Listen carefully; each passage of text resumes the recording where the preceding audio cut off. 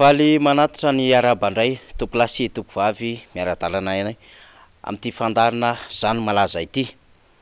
Amin'ity androany ity dia hifantoka indrindra isika ny amin'ireo lalana zay diavin'ny fitondram-panjakana amin'izao fotoana izao, zay asehony eo anatrehan'ny vahoaka malagasy sy ny firenena fa miasa izany fitondram-panjakana izany, na de eo aza reo lafin-javatra maro zay tsikaritra ary tsapa sy iainany rehetra fa manamaloka izany asany fitondram-panjakana izany ary tsy mitondra ezaka sy vokatsoa ary valinasa mipaka mivatana eny amin'ny tokantrano sy ny vilany ary ny paosin'ny vahoaka malagasy. Nitadirika ny fanjakana andresena lahatra ho an'ny vahoaka sy ny fireneny ray manontolo mihitsy fa miasa izy ary miasa mafy ary mampiseho an'izany ezaka zany ary na eo amin'ny setra raisam-pirenena ary dia tiany izany fitondram-panjakana izany aseho ny amin'ny alalan'ireo tarehimarika samihafa ny ezaka ataon'ny fitondram-panjakana. Vao tamin'ny faran'ny herinandro teo no nanamarika ny fisian'ny tsapakevitra zay nataon'ny barosy na ny baromètre citoyen isika. Izany tsapakevitra izany dia namoahany teo anivon'ny barosy ireo velirano 30 zay nentin'Andriamatoa Andry nandresen-dahatra ny vahoaka malagasy fa ahafahany mamoaka ny Madagasikara ao anatin'izao fahatrana mangitsikitsika izao. De taona zay ny lasa ka nambarany ty tsapakevitra tamin'ny olona manodidina ny arivo zay nataony ny ONG Ivorary sy ny tolotsoa fanadihadiana ity ny amin'ny hoe ny 12 isanjato n'ireo velirano 13 ihany no mahafapo ny nametrahana fanontaniana na hoe ny tanteraka izany. Ao anatin'izany tontolon'ny fahasalamana, ny fanabeazana, ny kolotsaina sy ny fanatanjahantena. De reo anefa dia nanamarika fa ny 3 isanjato am'ireo nametrahana fanontaniana na tsapakevitra santionany arivo isa ireo, zany hoe reo olombelona nanaovana an'izay tsapakevitra zay no mbola namerina ny fitokisany tamin'Andriamatoa Andry ka mieritreritra fa hametraka azy amin'ny fifidianana ho avy eo. Raha oharina ny isan'ny mpifidy zay amatapitrisany dia vitsy de vitsy izany isan'olona nanaovana tsapakevitra izany.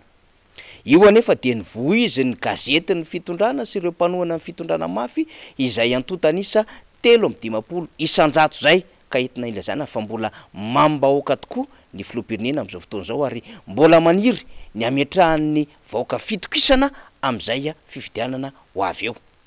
De inona sety eo amin'ny sehatra rehetrarehetra sy tany amin'ireo serasera zay nifandraika ho an'ny fanjakana sy ny seran'ireo sehatra manohana ny fitondram-panjakana ny amin'ny hoe mazava zany zao fa mbola maniry ny hitondrany filoham-pirenena ny tany sy ny fanjakana ny 3 isanjato ny vahoaka malagasy, na de n'olona vitsivitsy ihany aza no nanaovana an'izay fanadihadiana izay.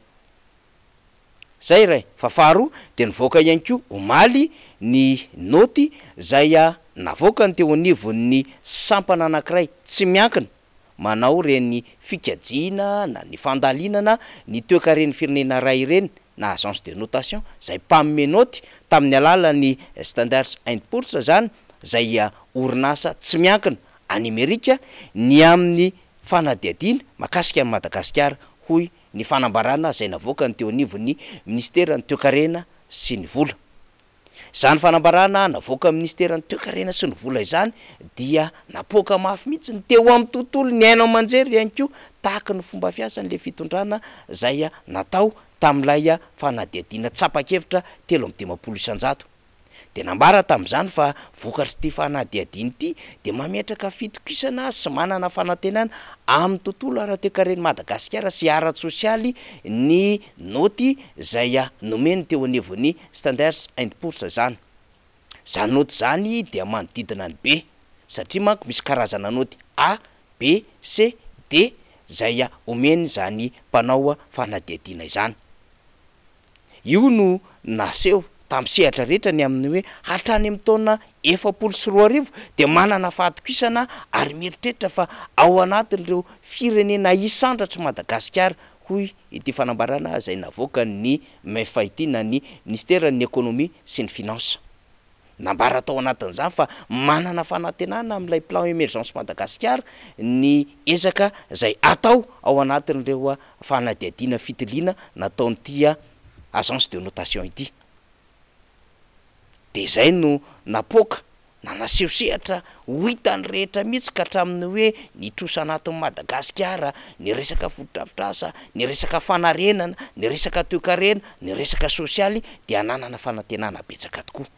Ary dia mety zany rehetrarehetra zany mbola ahatsara ny fifandraisany Madagasikara an'ireo vondrona iraisam-pirenena zay manohana ny Madagasikara ao anatin'ny famatsiam-bola.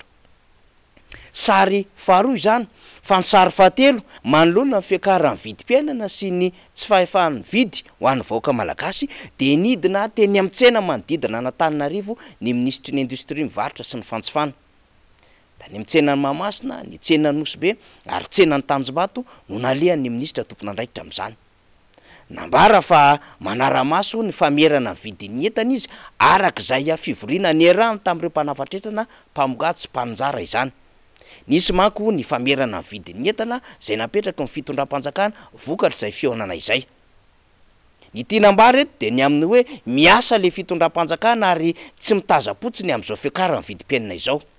Kanefa de tsapandretra fa ity famerana ny vidin'ny entana ity maika nampiakatra ny vidin'ny entana teny amin'ny tsena rehetrarehetra teny. Mahendomboanjo manko ny fitondram-panjakana satria efa mitabataba ny vahoaka malagasy amin'izao fotoana izao ny amin'izay fiakaran'ny vidin'ny entana sy tsy fahafahana miatrika ny fahefa-mividy izay.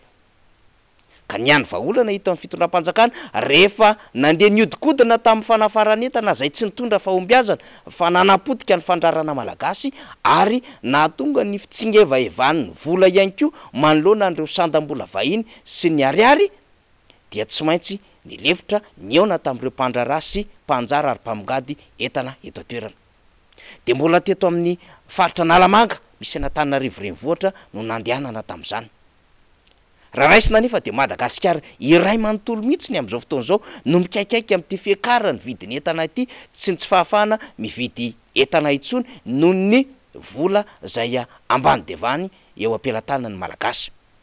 Na ny maro antsetra, na ny sambava, na ny maintorana, na midongy atsimo, na ny tanam-boamanapotsy de re amin'izao fotoana izao fa manodidina 700 ariary na mety mihoatra an'izay aza ny kapoaka ny vary. Raha tao amin'ny kilao zany dia any amin'ny 3,000 na 500 sy 3,000 na 4,000 ariary kory ny ara ny kilaony vary. Fa mba tsapa sy hita an'le fanjakana amin'ny alalan'ny ministera ve zany famonoana afo atao eto Antananarivo renivohitra zany. Mba hiverenan'ny adevitra ny amin'ny hoe tsy Antananarivo ihany akory Madagasikara ka ny eto no hanaovana fitsidiana sy fidilana de hilazan'ny ministera fa eo amin'ny sehatra nasionaly mihitsy de voafe ny famerana ny vidin'ny entana amin'ny farany ambony. Na de nanakorotana sy nampiakatra ny tsena rehetra azy izany na ho amin'ny vary, na ho amin'ny menaka, na ho amin'ny simenitra arak'izay filana ny faritana tao anatin'izany tabilao zany. Reo rehetrarehetra reo de mampiseho amin'le saly hoe mahendomboanjo ny fanjakana ary mikaraka mafy ny hirika andresen-dahatra ho an'ny vahoaka malagasy fa tena miasa izy ary mbola azo itokisana. Fa tsy tongatonga ho azy akory zany rehetrarehetra zany raha miresaka ny noty zay navoaka ny kabinetra tsy miankina isika avy any Amerika satria amin'ny herinandro ho avy io de hiatrika ny fivoriana fanao isan-taona miaraka amin'ny Banque mondiale sy ny FMI ny fitondram-panjakana. Tsy maintsy manana ny heviny sy ny teniny zany mpamatsy vola iraisam-pirenena zany satria efa betsaka reo iraka tombana zay natao teto Madagasikara ary namoahany izy ireo tsaokevitra marobe mahakasika ny fitantanana any Madagasikara. Ka inonao tiany no aseho eo amin'ny sehatra iraisam-pirenena fa tsara ny fitantanana ho any Madagasikara. Na de raha malita sy raha malala izao ara fa fitantanana ratsy indrindra no nitranga tamin'ny fitantanana ny Covid-19 taona 2020 ohatra ka namoahany teo anivon'ny Cour des comptes. Na de tsapy izao ara fa nasain'ny Banque mondiale namerim-bola Madagasikara tamin'ny resaka jirama ary tratra ny Banque mondiale ihany koa ny fitantanana tsy mahomby zay mety misendrika kolikoly tamin'ny fananganana ny Ravinala Airport. Na dia nambara ny volona iraisam-pirenena tamin'ny alalan'ny volona Europeana koa ara ny amin'ny fisiny zay hoe tsy fahombiazana sy asa tsy misy ezaka inefficace inefficient zay tamin'ny alalan'ny gazety africaine intelligence namoaka an'izany araka ny fanadihadiana lalina nataon'izy ireo tamin'ny tombana nataon'ny volony raisam-pirenena momba na Madagasikara. Mango ny fotsy mo ny resaka volamena ny vatosoa sy ireo fitrandrahana samihafa zay tsy voary intsony ny fiarovana azy ka mivoaka atsokosoko sy misy manondrana atsokosoko miala ny sistany Madagasikara.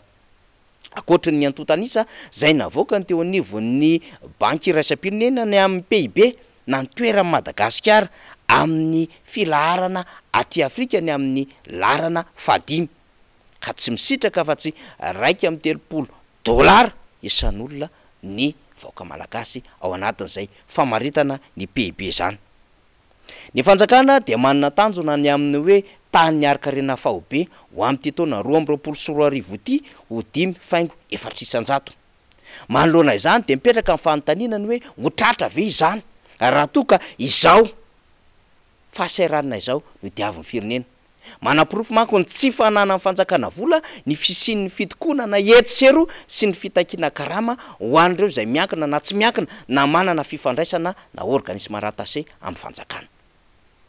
Izany ihany koa mbola vokatry ny hoe tsy fahaiza mitantana sy ny olana ara-pitantanana ny fitondrana ny firenena ankehitriny.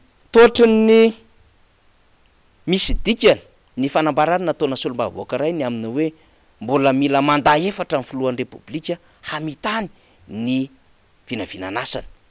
Raha mandat roa no ambarany lalam-pandroenana.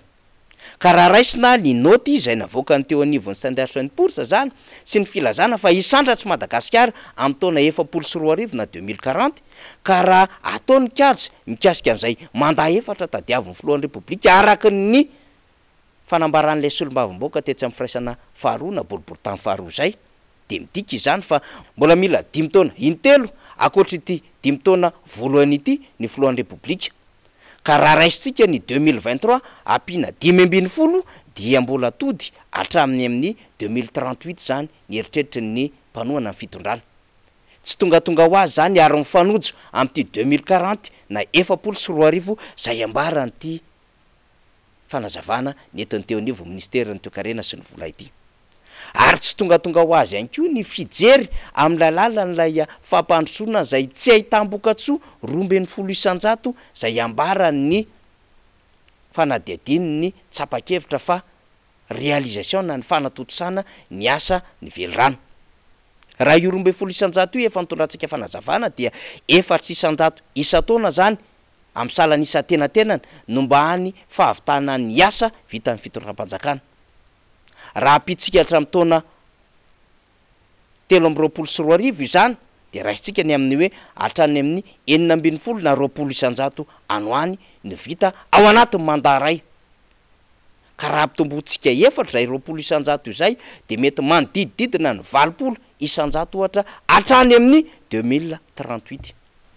Nambara fa amin'ireo velorano 3.000 zay nentin'ny filohan'ny repoblika mba hanababonina ny fony voaka malagasy fa io no solidarana hivaoana anatin'ny fahantrana ka tsy zay vitan'ny olona tao anatin'ny 10 taona dia ho vitainy ao anatin'ny 5 taona mbola mitaky 20 taona izy amin'ny tany amin'ireo velorano 3.0 ireo. Tratra-pahay be maso ary vaky barara ny lainga amin'izao fotoana izao mahakasika indrindra ty velorano ity. Ary tsapasita ny fahatahorana sy fahakanosany fitondram-panjakana satria dia miseho amin'ny andriny rehetra ny fomba handaminana ny sain'ny vahoaka malagasy ny amin'ny entana ilazana fa tena miasa mafy ary manao ezaka izy ireo. Nambarantsika izany tamin'ny alalan'ny Barosy ny amin'ny hoe ny 3.500 ny vahoaka malagasy dia mbola mametraka fitokisana ny Andry Rajoelina.